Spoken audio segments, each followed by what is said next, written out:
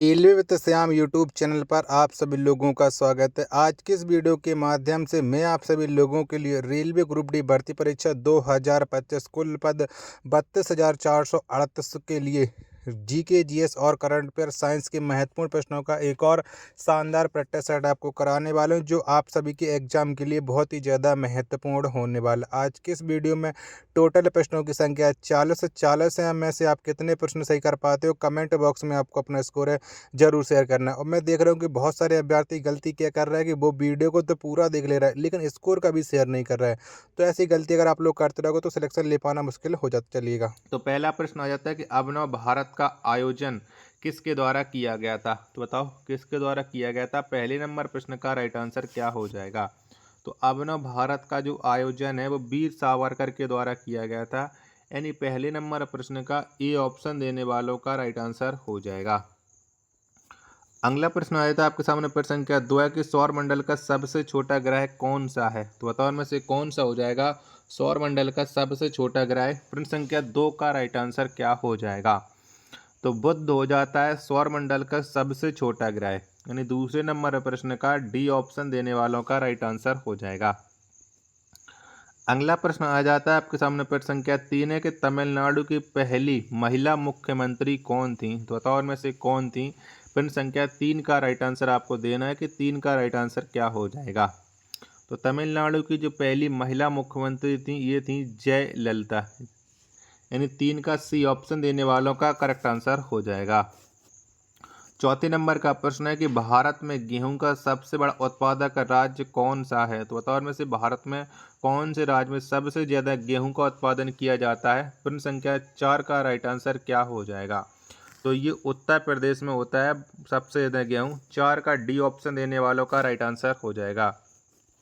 5 number का प्रश्न है आपके सामने कि विश्व का सबसे बड़ा एवं सबसे भारी स्तनधारी जीव कौन सा है। तो बताओ कौन हो जाएगा। 5 नंबर प्रश्न का राइट आंसर आपको देना है कि 5 का राइट आंसर क्या हो जाएगा। तो ये हो जाएगा ब्लू व्हेल मछली। ये विश्व का सबसे बड़ा एवं सबसे भारी स्तनधारी जीव हो जाता है। 5 का सी ऑप्शन देने वालों का राइट आंसर हो जाएगा। 6वें नंबर का प्रश्न आ जाता है आपके सामने कि टेलीग्राफ का आविष्कार किसने किया था। तो बताओ ये आविष्कार किसके द्वारा किया गया था टेलीग्राफ का। 6वें नंबर प्रश्न का राइट आंसर क्या हो जाएगा। तो सैमुअल मोर्स ने टेलीग्राफ का आविष्कार किया था। 6 का ए ऑप्शन देने वालों का राइट आंसर हो जाएगा। चलिए अगले प्रश्न आ जाता है आपके सामने प्रश्न संख्या 7 है कि मर्सिडीज कप किस खेल से संबंधित है। तो बताओ कौन से खेल से ये मर्सिडीज कप संबंध रखती है। 7 का राइट आंसर क्या हो जाएगा।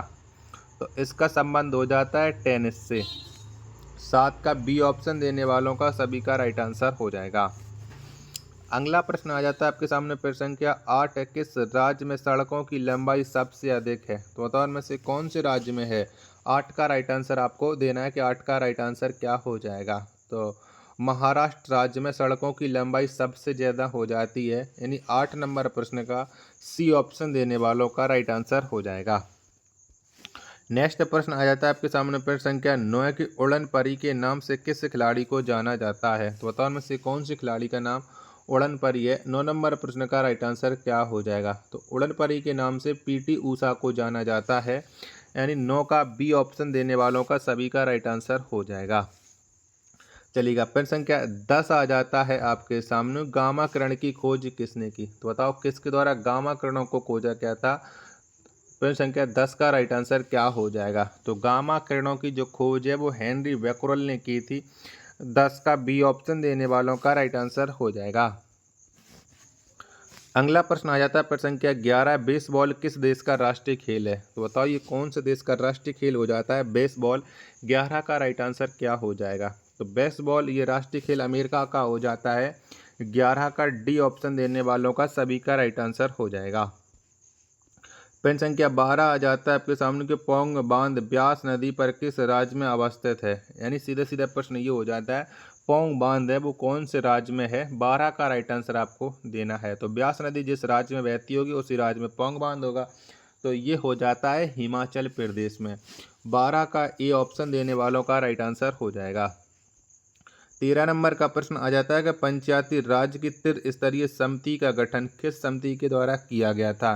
तो बताओ ये कौन सी समिति ने त्रिस्तरीय समिति का गठन किया था? 13 का राइट आंसर क्या हो जाएगा? तो इस समिति का जो गठन किया था वो गठन किया था बलवंत राय मेहता समिति ने। 13 का बी ऑप्शन देने वालों का सभी का राइट आंसर हो जाएगा।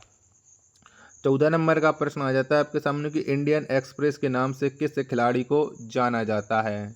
अब 14 के जब तक मैं आपको ऑप्शन दिखा रहा हूँ तब तक आप लोगों को कमेंट बॉक्स में बताना है कि अब तक आप लोगों ने वीडियो को लाइक किया है कि नहीं किया है, और चैनल को सब्सक्राइब कर रखा है कि नहीं कर रखा, और कितने प्रश्नों को आप लोगों ने अब तक सही कर रखा है। तो फटाफट से आप इन सभी प्रश्नों के जवाब आप कमेंट बॉक्स में दीजिएगा। बताओ 14 नंबर प्रश्न का राइट आंसर क्या हो जाएगा? इंडियन एक्सप्रेस के नाम से किस खिलाड़ी को जाना जाता है? तो ये पेस और भूपति को जाना जाता है। 14 का ए ऑप्शन देने वालों का राइट आंसर हो जाएगा। 15 नंबर का प्रश्न आ जाता है कि रॉलेट एक्ट अधिनियम किस वर्ष पारित हुआ? तो बताओ कब पारित हुआ था ये रॉलेट एक्ट अधिनियम? 15 नंबर प्रश्न का राइट आंसर क्या हो जाएगा? तो ये 1919 में पारित हुआ था। 15 का बी ऑप्शन देने वालों का राइट आंसर हो जाएगा। 16 नंबर का प्रश्न आ जाता है आपके सामने कि मेलाकोनाइट किस धातु का खनिज है? तो बताओ ये कौन से धातु खनिज हो जाता है मेलाकोनाइट? 16 नंबर प्रश्न का राइट आंसर क्या हो जाएगा? तो ये होता है तांबा का खनिज होता है मेलाकोनाइट। 16 का ए ऑप्शन देने वालों का राइट आंसर हो जाएगा। 17 नंबर का प्रश्न आ जाता है कि टर्मिनेटर के उपनाम से किस खिलाड़ी को जाना जाता है? तो बताओ इनमें से हम किसे जानते हैं टर्मिनेटर के उपनाम से? 17 नंबर प्रश्न का राइट आंसर क्या हो जाएगा? तो ये हरभजन सिंह को टर्मिनेटर के उपनाम से जाना जाता है। 17 का सी ऑप्शन देने वालों का सभी का राइट आंसर हो जाएगा। 18 नंबर का प्रश्न आ जाता है ग्रीन बीच कहाँ स्थित है? तो बताओ कहाँ पर पड़ता है ये ग्रीन बीच? 18 का राइट आंसर क्या हो जाएगा? तो ये यूके में स्थित है ग्रीन बीच। 18 नंबर प्रश्न का ए ऑप्शन देने वालों का सभी का राइट आंसर हो जाएगा। चलिएगा अगला प्रश्न आ जाता है आपके सामने प्रश्न संख्या 19 है कि पराबैंगनीकरण की खोज किसने की थी? तो बताओ इनमें से किसके द्वारा पराबैंगनीकरणों को खोजा गया था? 19 नंबर प्रश्न का राइट आंसर क्या हो जाएगा? तो रिटर ने पराबैंगनीकरणों को खोजा था। 19 का बी ऑप्शन देने वालों का सभी का राइट आंसर हो जाएगा। अगला प्रश्न आ जाता है आपके सामने प्रश्न संख्या 20 है हॉकी का जादूगर किसे कहा जाता है? तो बताओ में से हम किसको कहते हैं हॉकी का जादूगर? 20 नंबर प्रश्न का राइट आंसर क्या हो जाएगा? तो हॉकी के जादूगर के जो रूप में वो मेजर ध्यानचंद्र को जाना जाता है। किसको? मेजर ध्यानचंद्र को। 20 का डी ऑप्शन देने वालों का राइट आंसर हो जाएगा।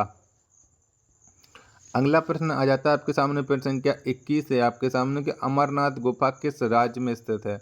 तो बताओ कौन से राज्य में स्थित हो जाती है अमरनाथ गुफा? 21 का राइट आंसर क्या हो जाएगा? तो ये जम्मू कश्मीर में स्थित हो जाती है अमरनाथ गुफा। 21 का ए ऑप्शन देने वालों का राइट आंसर हो जाएगा। अगला प्रश्न आ जाता है आपके सामने प्रश्न संख्या 22 है कि 1857 की क्रांति में कानपुर का नेतृत्व किसने किया था? तो बताओ किसके द्वारा ये नेतृत्व किया गया था कानपुर में 1857 क्रांति के समय? 22 का राइट आंसर क्या हो जाएगा? तो ये नेतृत्व किया था नाना साहिब ने। यानी 22 का सी ऑप्शन देने वालों का सभी का राइट आंसर हो जाएगा। प्रश्न संख्या 23 है आपके सामने कि सबसे बड़ा फल कौन सा है? तो आपको बताना है कि सबसे बड़ा फल विश्व में कौन सा हो जाएगा। 23 नंबर प्रश्न का राइट आंसर क्या हो जाएगा? तो ये लोडोसिया होता है सबसे बड़ा फल। 23 का डी ऑप्शन देने वालों का राइट आंसर हो जाएगा। वीडियो और कंटेंट पसंद आ रहा होगा तो प्लीज़ इस वीडियो को अपने दोस्तों के पास ज़रूर शेयर कर दीजिएगा, और चैनल को सब्सक्राइब नहीं कर रखा होगा तो प्लीज़ चैनल को ज़रूर सब्सक्राइब कर लीजिएगा। 24 नंबर का प्रश्न आ जाता है आपके सामने कि वाटरलू कहाँ स्थित है?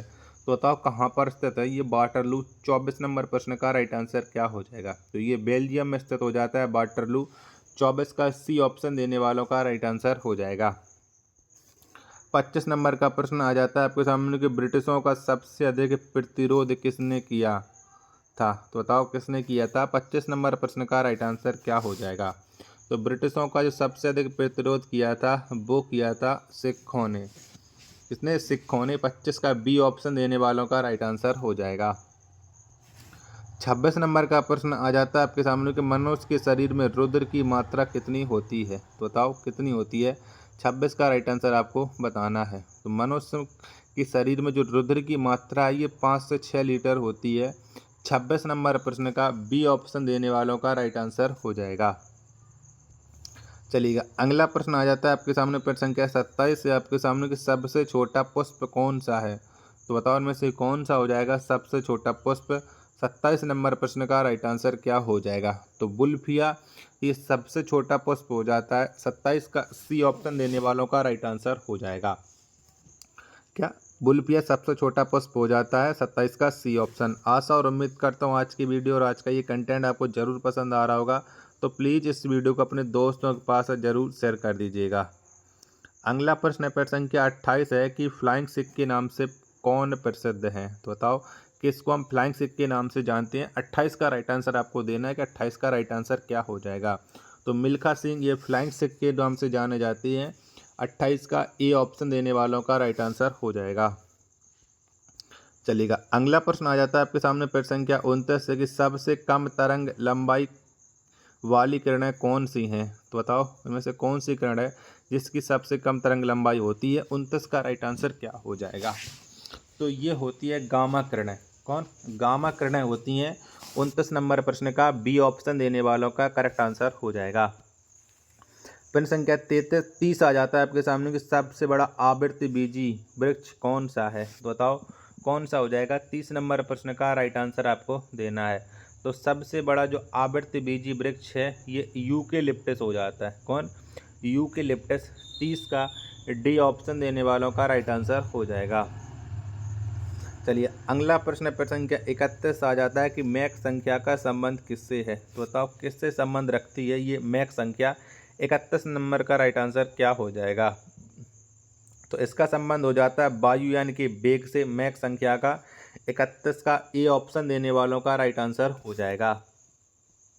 चलिएगा, अगला प्रश्न आ जाता है आपके सामने प्रश्न संख्या 32 से आपके सामने के फोटोग्राफी में प्रकाश संवेदी यौगिक के रूप में किसका इस्तेमाल होता है। तो बताओ किसका इस्तेमाल होता है। 32 नंबर प्रश्न का राइट आंसर आपको देना है कि 32 का राइट आंसर क्या हो जाएगा। तो फोटोग्राफी में प्रकाश संवेदी यौगिक के रूप में सिल्वर ब्रोमाइड का प्रयोग होता है या सिल्वर ब्रोमाइड का इस्तेमाल होता है।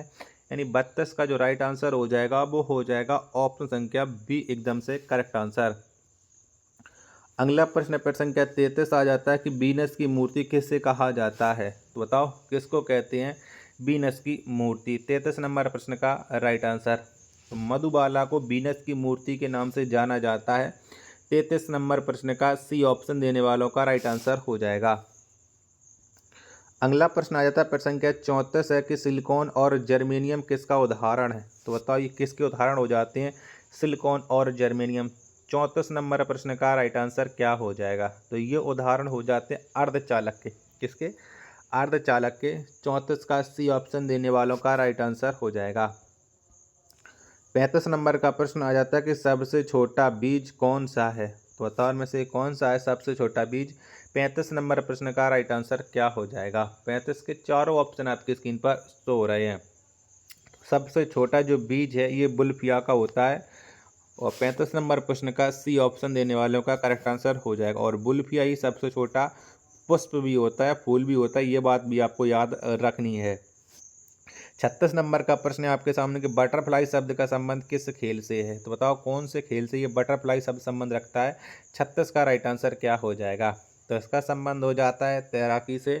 36 का सी ऑप्शन देने वालों का राइट आंसर हो जाएगा। 37 नंबर का प्रश्न आ जाता है कैलामीराइट किसका अयस्क है। तो बताओ किसका अयस्क हो जाता है ये कैलामीराइट। 37 का राइट आंसर क्या हो जाएगा। तो ये सोना का अयस्क हो जाता है कैलामीराइट। 37 का बी ऑप्शन देने वालों का राइट आंसर हो जाएगा। 38 नंबर का प्रश्न आ जाता है आपके सामने कि भारत में स्थानीय स्वशासन का जन्मदाता किसे कहा जाता है। तो बताओ किसको कहते हैं। 38 नंबर प्रश्न का राइट आंसर क्या हो जाएगा। तो भारत में स्थानीय स्वशासन का जो जनक है ये लॉर्ड रिपन को माना जाता है। यानी 38 का डी ऑप्शन देने वालों का राइट आंसर हो जाएगा। 39 नंबर का प्रश्न कोयला किस चट्टान में पाया जाता है। तो बताओ में से कौन सी चट्टान में कोयला मिलता है। 39 का राइट आंसर क्या हो जाएगा। तो कोयला है ये अवसादी चट्टानों में पाया जाता है। किसमें अवसादी चट्टानों में। 39 का बी ऑप्शन देने वालों का करेक्ट आंसर हो जाएगा। प्रश्न संख्या 40 और अंतिम प्रश्न आ जाता है आज के सेट का कि इडुक्की परियोजना किस नदी पर है। तो बताओ ये कौन सी नदी पर इडुक्की परियोजना स्थित है। 40 का राइट आंसर क्या हो जाएगा। तो इडुक्की परियोजना का संबंध पेरियार नदी से हो जाता है। 40 का ए ऑप्शन देने वालों का राइट आंसर हो जाएगा। आशा और उम्मीद करता हूँ आज की वीडियो और आज का ये कंटेंट आपको ज़रूर पसंद आया होगा। तो प्लीज़ आप सभी लोग इस वीडियो को लाइक और चैनल को आप लोग सब्सक्राइब करना बिल्कुल ना भूलें। मिलते पर अपने एक और नेक्स्ट वीडियो के साथ, तब तक के लिए धन्यवाद। जय हिंद, वंदे मातरम।